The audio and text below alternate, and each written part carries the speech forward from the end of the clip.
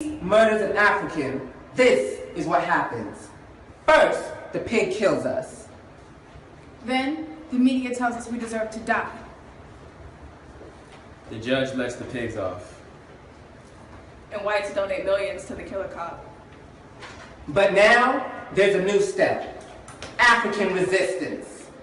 Fist up, fight back. Get these pigs off our back. Fist up, fight back. Get these pigs off our back. Revolution has come. Off the pigs. Time to pick up the gun. Off the pigs. Revolution has come. Off the pigs. Time to pick up the gun. Off the pigs. Ahura.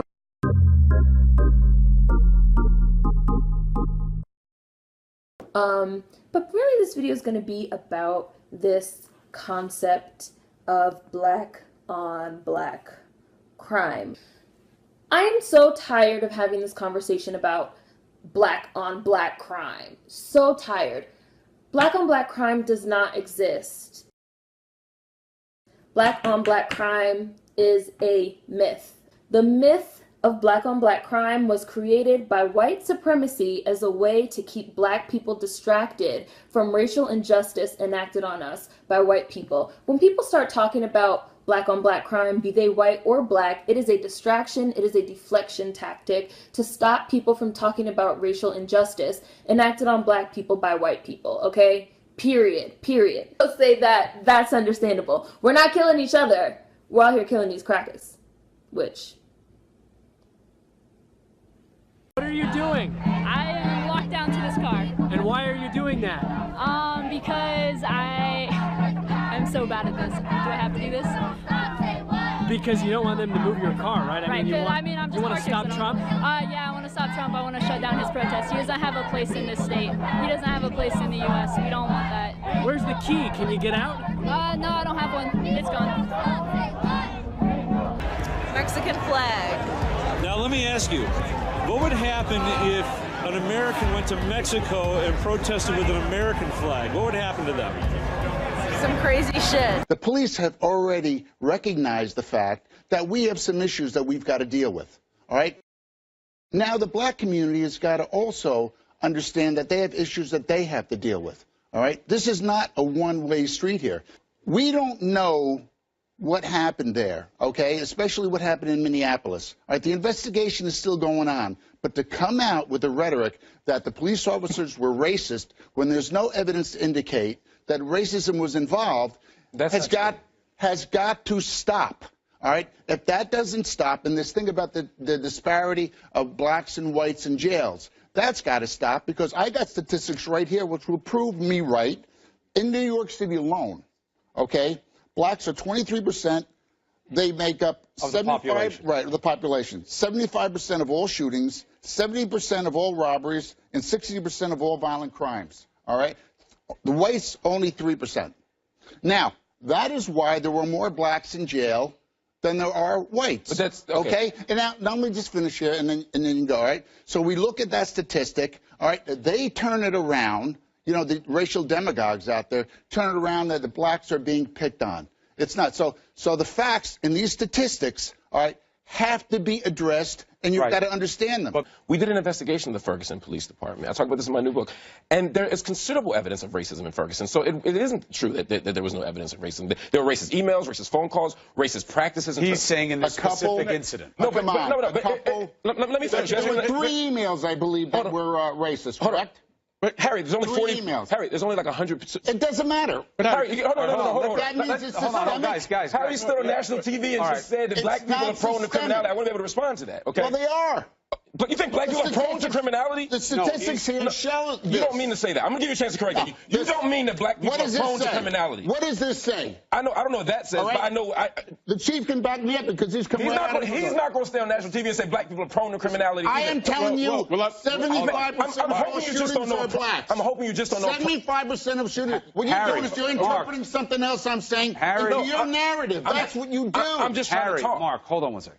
I think you just don't know prone. Point I'd like to make. First of all, I'm not going to say we're prone to blacks prone to crime because I don't believe it, and it's not true. That's the first. It's not true. It's racist. The second thing, I have a slight difference. It is not racist. To say that black people are prone to criminality. That's not what I said. I said 75% of the shootings that occur in New York City are done by blacks. All right? And you keep on talking about this disproportionate amount of whites and blacks in jail. And this is why. No, it's not. No, we know the numbers are a function of a disproportionate level of criminality within the population that's represented.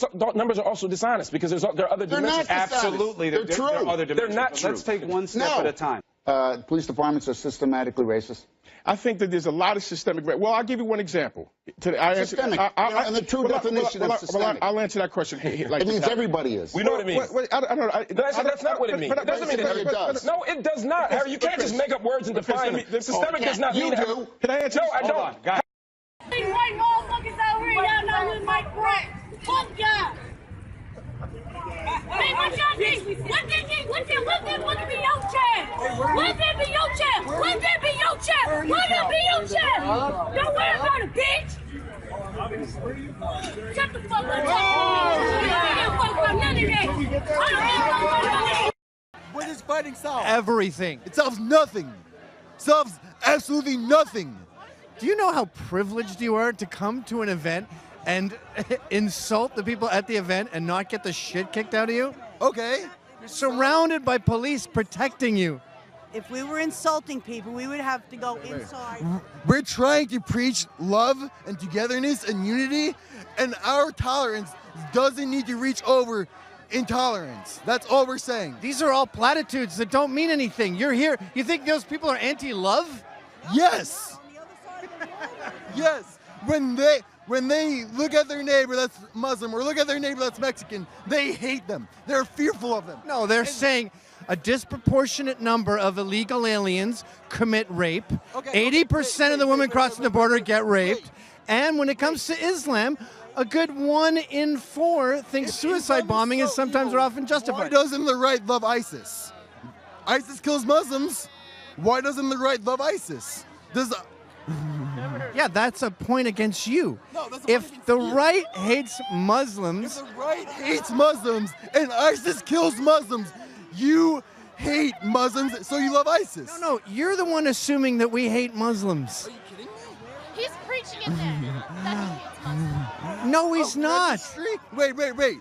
If he wants a registry for any Muslim, what? Fuck you. Fuck you fucking fascist piece of shit. I voted for Obama. So? Twice. To the people that are actually... What? He's on a computer. He's not on a TV. I don't fucking care. People like you are a fucking cancer to society. You know what? Wouldn't it be great if you could just kill all the Trump supporters? Would you like to do that? Hug you. Would you like to do that? No, I want to fix them. I want to change their views. And the first thing you do is tell them what? That Muslims are good people? That everyone is a human being and they should be respected. But isn't it possible that when you look at a group, some might have a disproportionate number that do a thing? Like, for example... The rich people. Okay, so it's okay to make stereotypes about rich people, but not Muslims. Why? Because it's greed that made them rich. It's something that they actually stand for, and it's just straight greed. That makes them rich. What about if you help sequence the genome and you make $100 million in biotech? Is that greed? If you're not investing it into like charity, yeah, absolutely. Okay, so if you make money curing cancer and you don't put the money immediately back into charity, making a profit off of it, you're a capitalist scumbag. You're a capitalist scumbag if you're curing cancer. No, because you're doing it for a fucking profit. Of course. Hey. Hold on, we're in a public park. Don't touch the camera, okay? They got in our face in a hurry. The group calling itself Occupy Sacramento, angry, they say, over what they call corporate greed. Clearly angry at us, too, the media.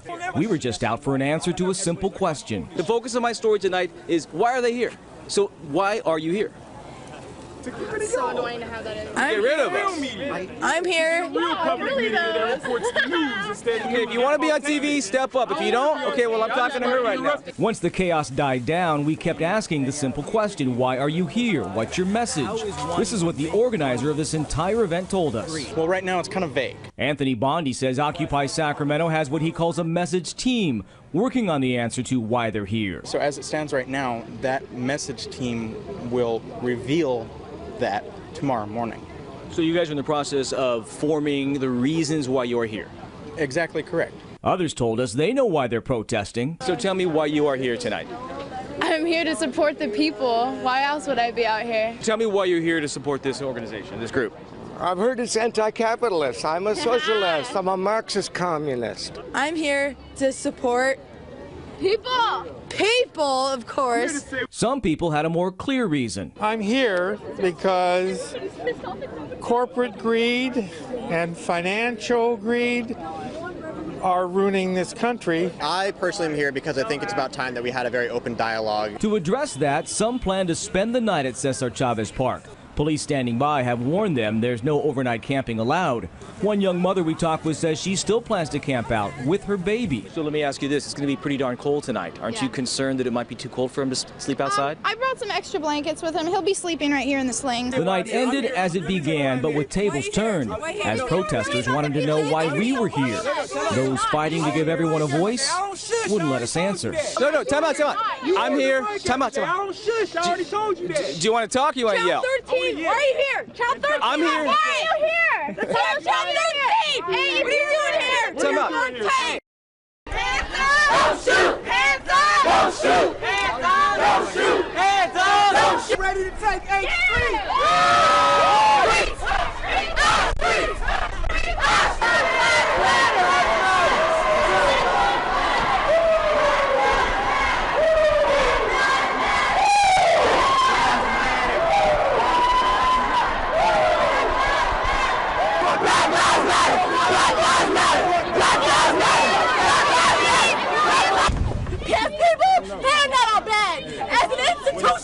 They exist because blackness is a threat.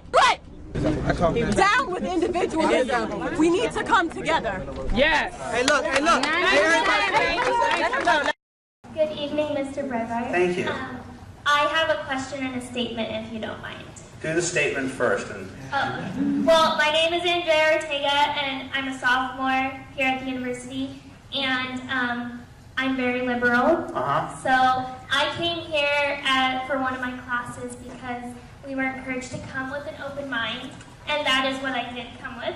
And a part of my statement is that you say that you're speaking from diversity, but then at the same time, you're making statements like multicultural diversity crap, and you make several statements that are very hypocritical of the position that you have, like black people referring to them as Uncle Toms, and referring to your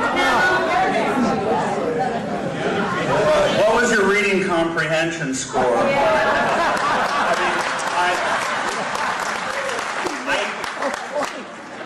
That is what the left calls black conservatives if they disagree with the liberal orthodoxy. My statement. Yes. I just don't understand why you're saying that you are for diversity when you are making so many racial undertones about diversity and how racist you are being about racism. You're saying that This was the type of stuff why one must reject the post-structural. No offense, you are the definition of the indoctrination and you don't even understand what you're saying.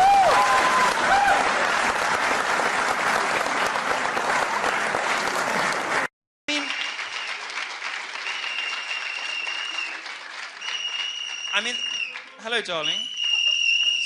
Sir, please, do you need some help? Sir, please. Help? Sir, please. We'd like to ask you to please.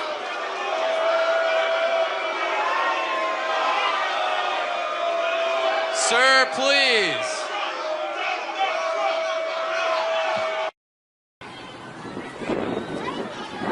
There's a car that's trying to get in.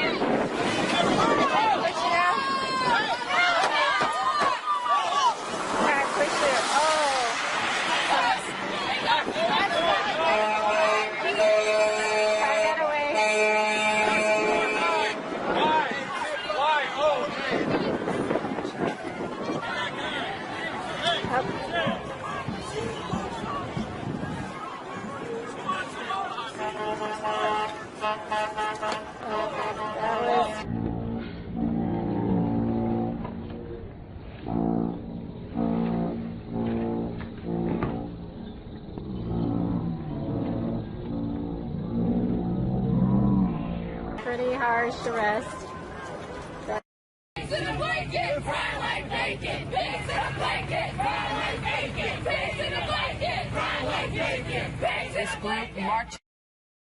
This is the Black Lives Matter movement that swept across America in response to police violence. It's now in the UK. The banner said, "This is a crisis," a slogan that may have meant something different to those caught in traffic, like this man who decided he was taking the banner home. Before the police arrived, he wrestled it away before he returned to his truck, with some applause.